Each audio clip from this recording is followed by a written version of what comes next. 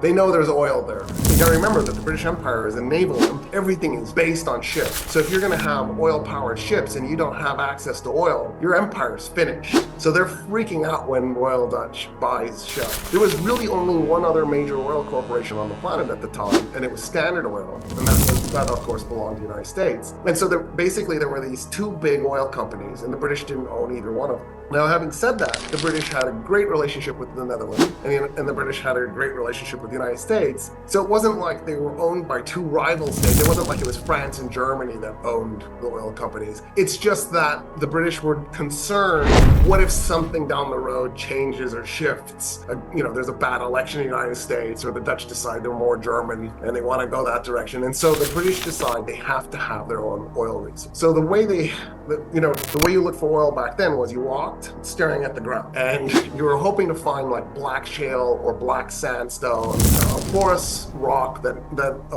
acts like a sponge, because if it's sitting on top of an oil field, it'll literally suck the oil into it and turn black. Or because there was so much oil on the planet at the time, you could literally step in a puddle of oil, and then that would be a big indication at a place called Oil Creek. In other words, there was a really big hint. If you were in charge of the British Empire back then, how would you make sure your country had access to oil? Would you trust other nations or go find your own?